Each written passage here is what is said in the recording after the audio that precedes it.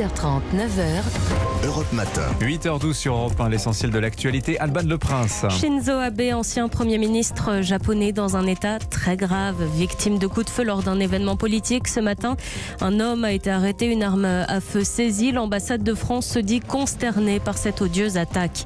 13 pompiers blessés dans le Gard où un feu a déjà ravagé plus de 600 hectares depuis hier après-midi. Il est globalement stabilisé. Ce matin, Caroline Cayeux, ministre des collectivités territoriales, s'est rendue cette nuit en urgence sur place. Premier week-end de départ en vacances et déjà des bouchons à prévoir. Bison Futé hisse le drapeau orange sur toute la France. C'est même rouge en région parisienne et Auvergne-Rhône-Alpes. Orange également dans le sens des retours sur le sud-est. On termine avec le Tour de France, 7e étape aujourd'hui, 176 km entre Tomblaine et la super planche des belles filles. À noter qu'hier, le Slovène Tadej Pogačar a récupéré le maillot jaune. Europe 1. Bonjour Olivier Véran. Bonjour. Bienvenue sur Europe 1. Vous êtes ministre délégué chargé du renouveau démocratique et porte-parole du gouvernement face à l'inflation. Le gouvernement complète donc l'arsenal de mesures déployées depuis l'automne dernier pour protéger le pouvoir d'achat des Français. Je cite quelques-unes des principales mesures. Revalorisation de 4% des retraites et des prestations sociales, du point d'indice des fonctionnaires, baisse de cotisation pour les petits indépendants, une aide alimentaire, un chèque carburant ciblé sur les plus modestes, plafonnement des hausses des de loyer. Il y a d'autres mesures, bien sûr. Mais quelle est la philosophie générale de ce nouveau paquet anti-inflation, Olivier Véran ? La philosophie, elle est simple. Là où les prix augmentent dans le quotidien des Français, nous sommes là pour accompagner notamment celles et ceux qui font face au plus de difficultés pour boucler les fins de mois. Ça veut dire quoi ? C'est-à-dire que quand on parle d'inflation et de pouvoir d'achat, on parle de se loger, de se nourrir, de se déplacer, de se chauffer, de s'éclairer, et puis on parle de ses revenus pour les dépenses courantes. Et bien dans tous ces secteurs, nous sommes là. Vous auriez pu citer pour les étudiants aussi, qui sont un public particulièrement fragile face à l'inflation. Ils bénéficieront de l'aide financière à la rentrée. Ils auront une augmentation de 4% aussi des bourses, le repas à 1 euro grâce au Crous. Donc beaucoup de mesures qui sont là. Nous gelons l'augmentation du prix des loyers, nous augmentons les APL. Donc c'est un bouquet qui fait en sorte que partout où vous regardez et où les prix augmentent, eh bien, vous ne serez pas, je dirais, dans l'impossibilité de boucler vos factures parce que nous interviendrons. Ça concerne des millions, parfois des dizaines de millions de Français. La hausse des minima sociaux, de la prime d'activité, du RSA, des pensions de retraite, ça concerne plus de 30 millions de nos concitoyens.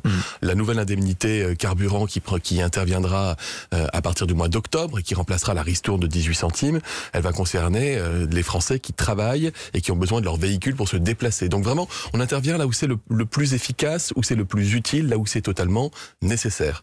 C'est un coût pour l'État, mais c'est un coût qui est indispensable pour accompagner les Français comme nous le faisons à chaque fois qu'ils en ont besoin. On va reparler du coût pour l'État de ce nouveau paquet pouvoir d'achat. Donc action, vous le dites, tous azimuts sur la consommation, l'énergie, la fiscalité, les revenus au sens large, mais rien sur les salaires, déplorait la CGT dès mercredi à l'issue de la déclaration de politique générale d'Elisabeth Borne. C'est un parti pris volontaire, pas de contraintes salariales, notamment sur les entreprises par exemple. Je le disais, il y a plus de 30 millions de Français qui ont une hausse des revenus.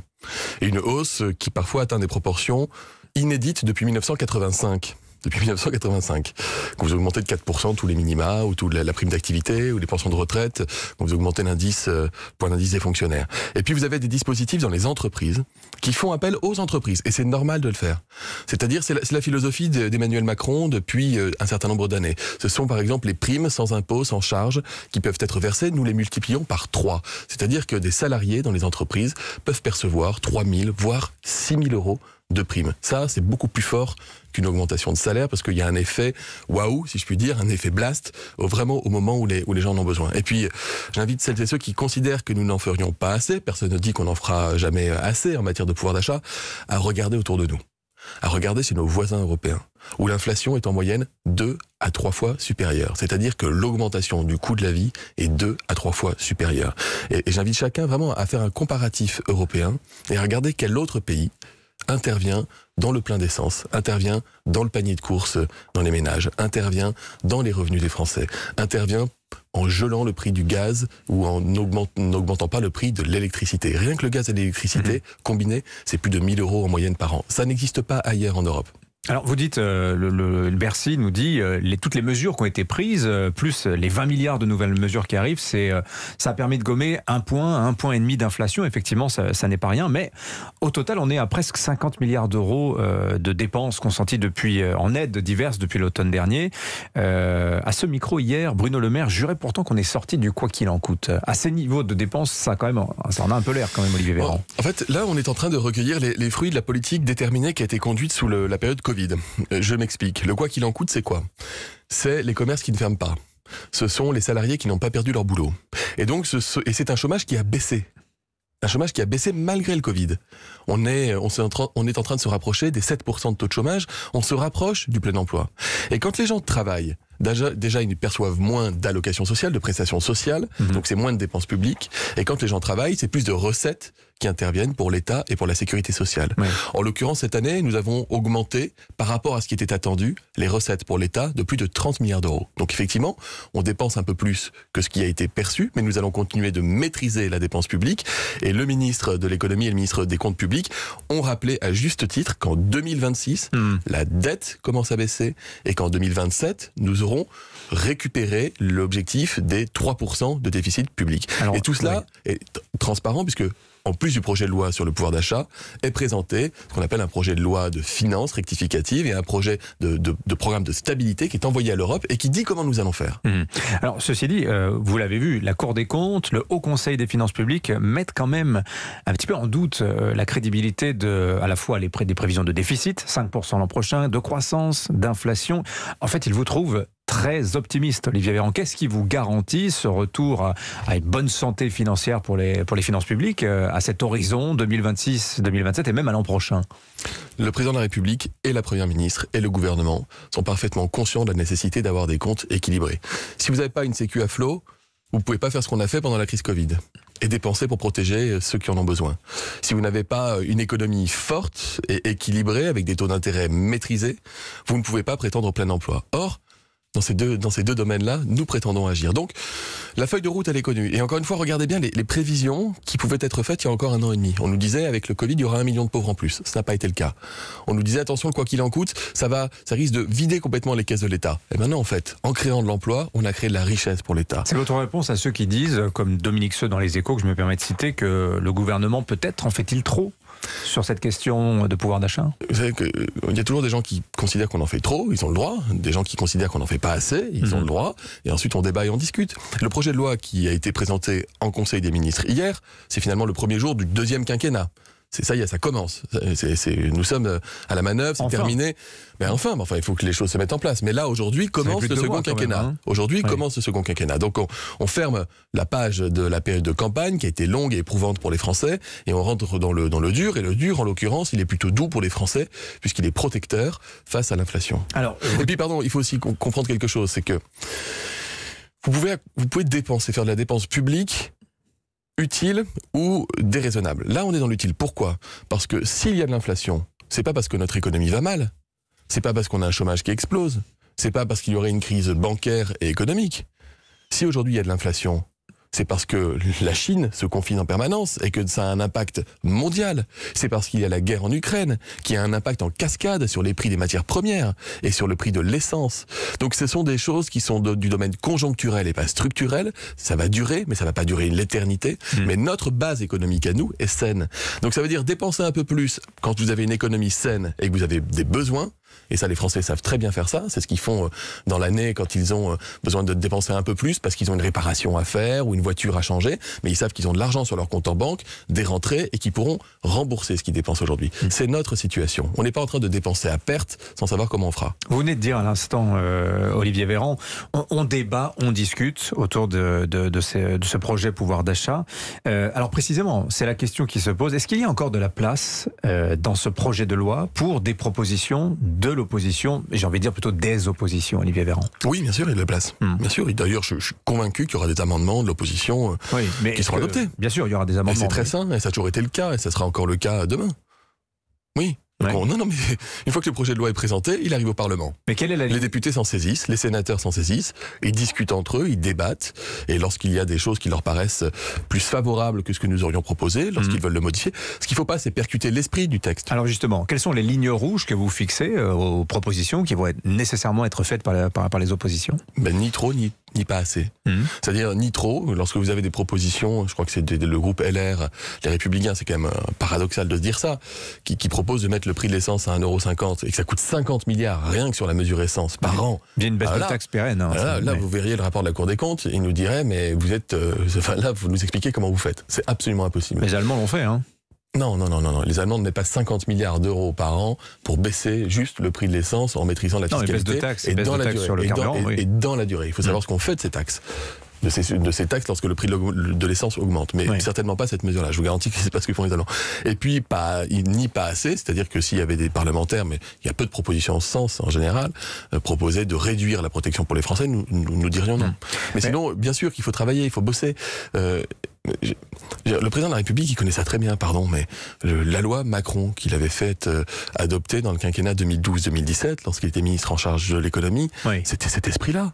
Il a présenté un texte à l'époque qui n'emportait pas l'assentiment positif de la totalité de l'Assemblée, mais en travaillant avec les députés d'opposition d'un bord et de l'autre, il avait pu arriver à un consensus au Parlement. Mais les blocages, vous les voyez plutôt se présenter de quel côté, Olivier Véran? Parce que je suppose que vous avez entendu ce que disait Marine Le Pen hier matin. Elle dit, avant présentation du texte, qu'elle souhaite que ce texte puisse être voté, même s'il sera à ses yeux très certainement imparfait. Vous avez quelqu'un quand même qui se présente comme plutôt coopératif du côté du Rassemblement national. Moi, ce que je dis, c'est que nous n'aurons pas besoin, nous ne compterons pas sur les voix du Front National pour faire adopter ce texte. Mais si le Front National souhaite, ils sont libres, ils sont parlementaires, le voter, ils pourront le faire. Vous savez, c'est la différence entre voter avec et voter grâce. Nous souhaitons avoir une majorité en dehors du Rassemblement national, mais de la mettre dans le même esprit. Parce que ce sont des ennemis, comme disait Gérald Darmanin récemment? Parce que c'est le Front National, parce que c'est l'extrême droite, et parce que ce n'est pas un parti avec lequel nous souhaitons gouverner. Mais nous ne pouvons pas les empêcher de voter les textes. Donc je fais la différence. En revanche, je vois très mal un député socialiste, un député écologiste, un député communiste, un député Les Républicains. Je vois très mal voter contre l'augmentation des pensions pour les retraités. Ah bon? Vous avez entendu ce qu'a dit Adrien Quatennens. La NUPES dit que le gouvernement Elisabeth Borne est illégitime. Vous avez cité Adrien Quatennens, qui n'est pas, je crois, dans les partis que je viens de citer. Il est de la France Insoumise. Je vois très mal, j'en viens, un député socialiste dire, moi je vote contre la hausse des pensions de retraite pour 18 millions de retraités. Je vois très mal un député socialiste dire, je vote contre l'augmentation de 4% pour les bourses des étudiants. Et je vois très mal un député Les Républicains dire, moi je vote contre cet équivalent de 25 centimes de ristourne. Finalement, c'est l'équivalent de ce qu'on va faire par litre et par an pour les gens qui ont besoin de leur voiture pour aller travailler. Donc, je veux dire, on peut toujours considérer qu'on peut faire plus, qu'on peut faire moins. On va discuter, trouver des équilibres, des compromis. Mais à la fin des fins, chaque parlementaire sera responsable de son vote devant les Français. Je rappelle votre autre casquette, Olivier Véran, donc porte-parole du gouvernement, certes, mais aussi ministre délégué chargé du renouveau démocratique. Est-ce qu'on ne devrait pas commencer par ne pas ostraciser une partie des électeurs, comme vous venez de le faire d'une certaine manière, en disant nous ne travaillerons pas avec le Front National. Je vous cite, vous dites Front National par Rassemblement National. Vous distinguez LFI des autres forces de gauche. Est-ce que, en tant que ministre du renouveau démocratique, votre mission précisément, déjà de ne pas d'écarter du périmètre républicain une part significative quand même de l'offre politique en France? Mais d'abord, je ne parle pas des électeurs. Mais je souhaite que les électeurs... Derrière les élus, il y a des électeurs. Attendez, j'ai toute la différence, et vous faites bien insister là-dessus. Et vous insistez là-dessus, je le note. Toute la différence, c'est faire en sorte que des électeurs, lorsqu'ils ont une offre diversifiée politique, ne soient pas enclins à se reporter sur des extrêmes dans l'arc politique. La vie démocratique, c'est-à-dire être capable de refaire gagner de la confiance à celles et ceux qui s'engagent dans le collectif. Et c'est inciter les Français, leur donner envie de voter pour et pas contre. C'est-à-dire voter pour des partis politiques ou des représentants qui soient de gauche ou de droite, qui ne font pas florès des divisions entre les uns et les autres, et qui n'ont pas marqué l'histoire, ou dont les héritiers, qui ne sont pas les héritiers de celles et ceux qui ont marqué l'histoire. Mais est-ce que ça n'est pas creuser les divisions que de dire un tel est républicain, d'autres un tel ne l'est pas? C'est un enjeu très fort. Vous savez, il y a encore quelques années, on était capable de dire, dans tous les médias de ce pays, que l'un des objectifs d'un parti démocratique au pouvoir, c'était de faire en sorte de faire reculer les extrêmes. Je n'ai pas changé de discours. J'ai pas changé de discours. Et ça veut dire ça nous incombe. C'est-à-dire être capable d'expliquer pourquoi nous voulons changer la vie et améliorer la vie des Français. Et pourquoi notre société est une richesse. Et pourquoi c'est pas les uns contre les autres.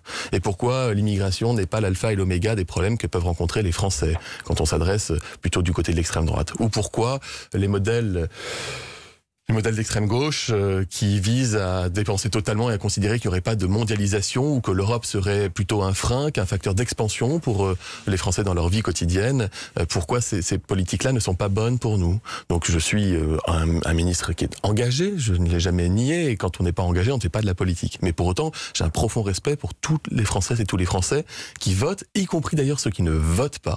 Et s'occuper du renouveau démocratique, c'est être capable de recoller les Français à celles et ceux qui font leur vie au quotidien. C'est leur donner envie, alors que c'est un peuple politique, les Français sont un peuple puissamment politique, on en parle partout. La machine à café, vos salariés, ils en discutent entre eux, dans les repas de famille. Eh bien, il ne faut pas que les jours des élections, les Français se disent « moi j'aime la politique, mais j'aime pas ceux qui la font ». Olivier Véran, les grandes vacances scolaires ont commencé hier soir. J'aimerais qu'on parle un instant de l'école, puisque à l'issue des concours de recrutement, on voit qu'il manque 4000 enseignants pour la rentrée.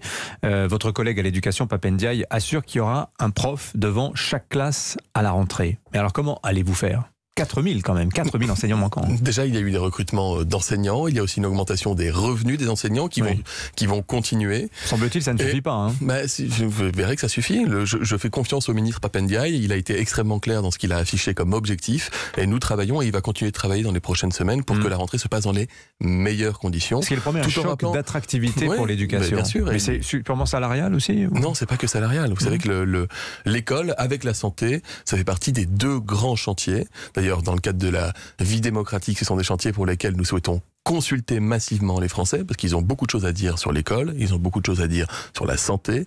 Et donc nous allons travailler, nous allons continuer avec des mesures d'attractivité salariale, mais aussi d'organisation du travail, avec des objectifs aussi qui ont été fixés par le président de la République dans le cadre de sa campagne. J'en cite un par exemple, les 30 minutes de sport à l'école. J'en fixe un autre, la réintroduction des mathématiques, la poursuite du programme d'évaluation continue au lycée pour que le bac ne soit pas un examen couperé. C'était la première promo là qui a obtenu le baccalauréat après une année de contrôle continu. Donc on poursuit. On amplifie. Merci Olivier Véran. Merci à vous. D'être venu ce matin au micro d'Europe 1. Je rappelle que vous êtes porte-parole du gouvernement et ministre délégué chargé du renouveau démocratique. Bonne journée à vous.